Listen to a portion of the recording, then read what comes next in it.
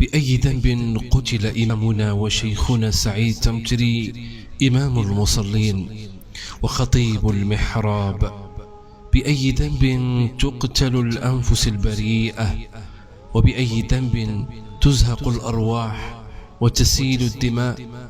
بأي ذنب يذهب الأرواح إلى ربهم وهم يشكون غدر الغادرين؟ جرائم أبكت حروفي والقلم وتقطع لها قلبي ومزقه الألم.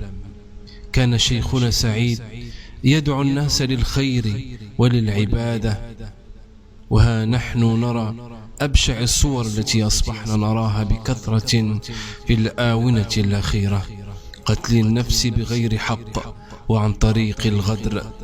فلا يوجد إنسان قد خلقه المولى عز وجل يستحق أن يقتل بتلك الطريقة البشعة.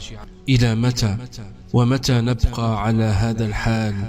ومدى عسانا أن نقول حسبنا الله ونعم الوكيل، ورحم الله شيخنا وإمامنا، وأنزله منازل الصديقين والشهداء والصالحين، وحسن أولئك رفيقا.